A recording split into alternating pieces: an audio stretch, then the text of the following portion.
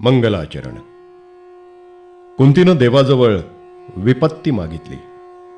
देवही म्हणाला तथास्तु. त्या देवदत्त दानानं विश्व भावसमृद्ध झालं आहे. वेदनेचा जय जयकार असो. वेदना उपलब्ध झाली नसती तर मानवानं सुख कसं भोगलं असतं कोण जाणे. ही कुणा एकाची भ्रमणगाथा. हा कुणी एक स्वतःच्या आणि दुसऱ्यांच्या सुखदुःखांचा साक्षी होता. गोपाळ नीलकंठ दांडेकर. कुणा एकाची भ्रमणगाथा. दिवसभर डोक्यात वादळ चाललं होतं. मधूनच कोणीतरी मुलगा वरती म्हणे, भैया दीदीने विचारलंय, काहीतरी उत्तर द्यावं, हो किंवा नाही. संध्याकाळ झाली. आरतीला उभा राहिलो. घंटांचे टोल, शंखनाद, त्या ध्वनीनं मात्र मन थोडंसं शांत झालं. भूक नव्हती, पण यशोदेनं ऐकलं नाही. ती म्हणाली, जाईल तेवढंच खा 2 घास. नावाडी आले. त्यांच्याजवळ काही बोजे दिले. काही गाठोडी मुलांच्या स्वाधीन केली. यशोदा माझ्या हाती एक चौकोनी फडकं देत म्हणाली, भैया हे घ्या, कानाला बांधा. कानांना? हो, कानातून गारठा शिरेल ना. स्मित करून म्हटलं, बरं आहे, मावेत बसल्यावर बांधीन. तुमची पासोडी, घोंगडी, उशी हे सगळं घेतलं आहे. एक लहानशी गादीसुद्धा घेतली आहे तुमच्यासाठी. उत्तम. एकच सांग आता. काय? नाही, नावेपर्यंत पोचवायला पालखी सांगितली आहेस ना. भालदार, चोपदार. हो, तेवढाच सोहळा राहून जायचा. गाल फुगवीत यशोदा म्हणाली, तुम्ही तर असे आहात ना भैया. चला उठा आता, उशीर नका करू. निघालो. नर्मदेवरल्या काही नाटा लंबाकृती, काही चौकोनी, तळ सपाट, त्यावर आडवे ठाव. त्यांच्यावर या टोकापासून त्या टोकांपर्यंत बांबूंचा झाप. आडव्या अंगाला खाली आधार देऊन 1.5-2 वितींच्या फळ्या ठोकलेल्या. एका फळीत शिडाचं खांब, एका बाजूला सुकाणू, दुसऱ्या अंगाला लाकडी घोड्याचं नक्षीदार तोंड. मुलं अगोदरच झापावर बसली होती. ती 8, 2 नावाडी, यशोदा आणि मी. एका बाजूला घोंगडी अंथरून तीवर गादी घातलेली, वर चादर, उशी, पासोडी. बाकी सगळीकडे झापावर बसकर अंथरलेलं. सगळी बसल्यावर नावाड्यानं विचारलं, जसोदारनी आ गए सब? हां भाई. तब चलें फिर? हां चलो. एका नावाड्यानं तीरावरल्या खुंटीला बांधलेला दोर सोडला. नाव पाण्यात लोटून तो नावेत उडी मारून चढला. हाती भला उंच बांबू घेऊन तो नाव ढकलू लागला. बांबूवर जोर देऊन तो एका बाजूला दुसऱ्या टोकापर्यंत जाई, पुन्हा परत फिरे, बांबू उचलून. मग उभा बांबू पाण्यात सोडी, सुळकन. बांबूच्या खालच्या टोकाला लोखंडी कडं ठोकलेलं. तो भाग तळाच्या खडकावर आदळे. खंड दिशी आवाज उमटे. कधी तो वाळूत खुपसला जाई, खप्प दिशी. सबंध पात्रात कुठं चिखल नाही. सगळीच मुकाट्यानं बसली होती. किनारा सुटला, लांबच चालला. नाव प्रवाहाच्या विरुद्ध दिशेनं निघाली होती. नावाड्याला अधिकच कष्ट करावे लागत होते. पण त्याचं जीवनच कष्टाचं. त्यांना कष्टाचं काय कौतुक. वर विस्तारलेलं आकाश, खाली नर्मदा, किनारा पुसट होत चालला. त्यावरच्या सगळ्या वस्तूंचं वेगळेपण हरपत चाललेलं. अंधारात, दूरत्वात. दिवसा उजेडी नर्मदाबाईच्या प्रवाहाची रुंदी कळायची, मापता यायची. पण आता तिचंही अस्तित्व गूढ होत चाललेलं. किनारा केवळ जाणवतोय. पुसट रेषा एवढीच त्याची खूण. पण तो लांब किती आहे कोण जाणे. इथं तर हे असीम भासणारं पाणी. त्यातून कुठंतरी चाललेले नाव, कुठं ते माहीत नाही, बहुधा पूर्वा असावी. आकाशातल्या खुणा ढगांनी झाकून टाकल्या आहेत. मात्र नावाड्यांना दिशांचं ज्ञान आहे. नर्मदेच्या पाण्यावर नावा चालवता चालवता त्यांचा जन्मच चाललेला आहे. केवळ नावाड्याच्या बांबूंचा आवाज. खंड, डुबुक, खप, झुळझुळ, झुळुळू, बाकी सगळं शांत. उसासं सोडून यशोदा म्हणाली, भैया काय, फार बरं वाटत नाही आहे? हो. तेवढंच. पुन्हा शांतता. एकदा मुलं कुजबुजली, मग तीही गप्प झाली. शांतता ढवळवण्याचं साहस कोणाच्यानं करवेना. पण काही वेळानं पुन्हा यशोदा बोलली, जणू यत्नपूर्वकच, काहीतरी बोला ना भैया. काय बोलू? बोलण्यासारखं काहीच नाही. विस्तीर्ण पात्राच्या सीमा अंधारात मिसळल्या आहेत. भान आहे ते केवळ नावेचं. एवढंच जग. या पलीकडे सगळी जलसंपदा. नावही केवढीशी. माझ्या पलीकडे जवळच मुले. आणि समोर समोर यशोदा, अगदी जवळ बसलेली. मला तर तिचे श्वासही मोजता येत आहेत. या मुलांच्या श्वसनातून मी ते श्वसन वेगळं करू शकतो. माझ्या परिचयाचं आहे ते. मध्यरात्री मी एकटा असता ती वर आली होती. तेव्हाच तिचं ते अस्फुट श्वसन माझ्या अंतर्मनात ते वज्रलेप झालेलं आहे. अगदी जवळ आली होती, अगदी. आणि आता मी तिचे ते श्वास वेचू शकतो. इतक्या जवळ बसली आहे ती. हाक मारू का? नको. स्वरातली अस्थिरता तिला जाणवेल. तिच्या मुद्रेवर लाज झळाळेल. मी इथूनही ती लज्जादीप्त मुद्रा ओळखू शकेन, एवढ्या काळोखातही. अचानक मला असं जाणवलं की इतकी नीटस मुद्रा मी कुठंच पाहिलेली नाही. ती नीट टेकून बसली आहे. तिचं लक्ष कुठंतरी स्थिर झालं आहे, अनंतात.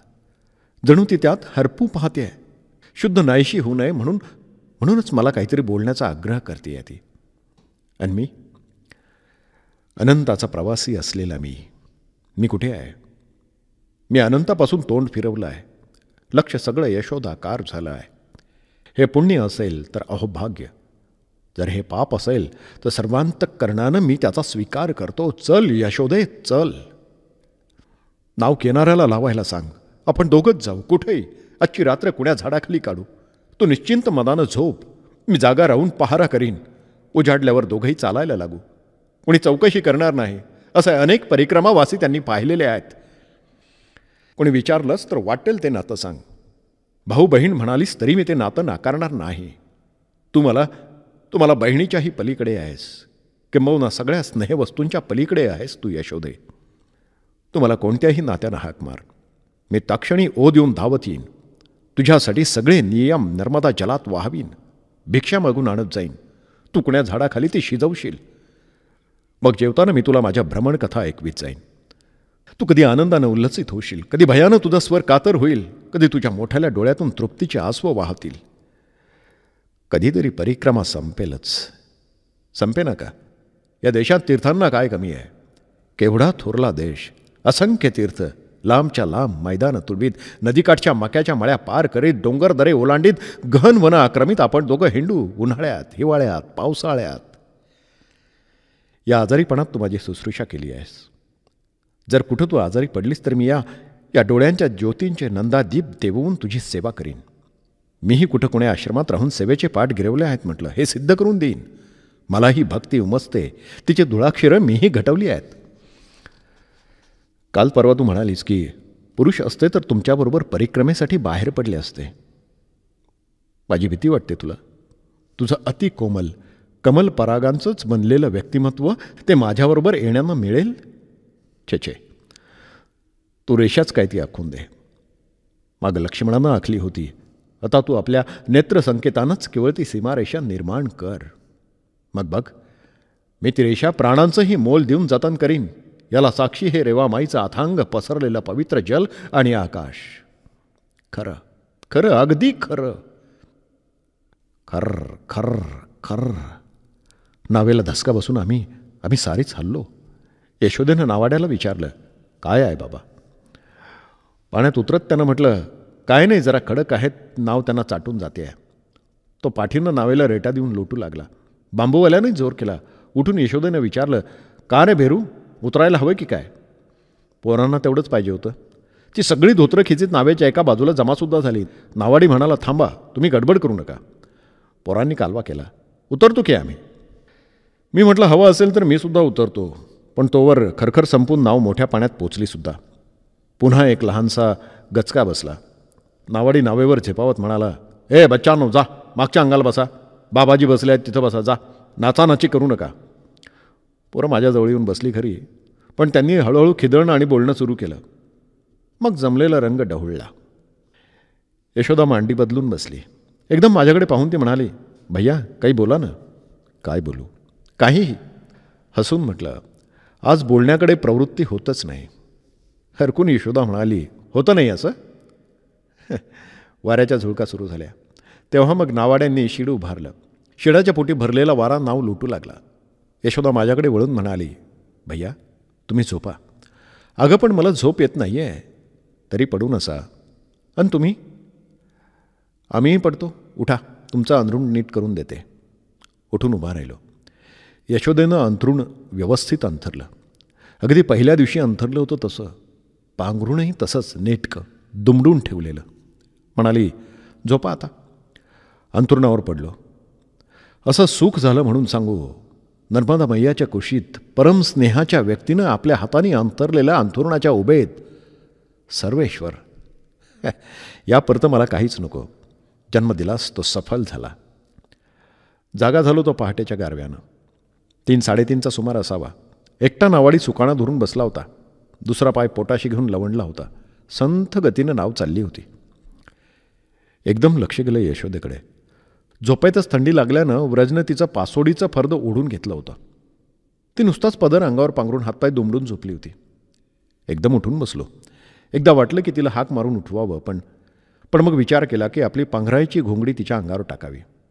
उठलो. घोंगडी घेऊन तिच्याजवळ गेलो. नीट जपून तिच्या अंगावर पांघरू लागलो. तेवढ्यात ती जागी झाली. तटकन उठून बसत म्हणाली, भैया झोप यशोदे. तुझ्या अंगावर पांघरून नव्हतं म्हणून घोंगडी घातली आहे. तिनं डोळे चोळून पाहिलं. व्रजकडे लक्ष जाऊन ती हसू लागली. म्हणाली, हे पोरही असंच आहे. पासोडी कधी हिसकावली नाही, ध्यानीच नाही आलं माझ्या. झोपू दे त्याला. तूही झोप. तुमची घोंगडी पांघरून? वा, मग तर माझी दृष्टच काढायला हवी. का? झोपा बघू तुम्ही जाग्यावर जाऊन. वा, आणि तू अशीच पदर पांघरून झोपणार आहेस? पदर कशाला? अंथरलेली घोंगडी आहेच की. पण माझं ऐकायच्या अटीवर आपण चामुंडेश्वरी निघालो आहोत ना. मुकाट्यानं जाऊन अंथरुणावर पडून राहिलो. ढगाच्या गर्दीत तारे शोधित. जाग आली तेव्हा फटफटलं होतं. मुलं जागी होऊन कलकलत होती. व्रज, तू लाथा मारतोस हां रात्री? वा रे, तूच तर माझं पांघरून उडवून घेतलं होतंस. सुखलाल वाघ डुरकल्यासारखा घोरतो. जागा तरी होतास का माझं घोरणं ऐकायला? उठून बसलो. यशोदा खाली वाकून नर्मदा जलानं चोळा भरत होती. तिनं विचारलं, कशी झाली झोप? छान. आलं चामुंडेश्वर. आळस देत उभा राहिलो. पाहिलं. सुंदर, खरोखर सुंदर.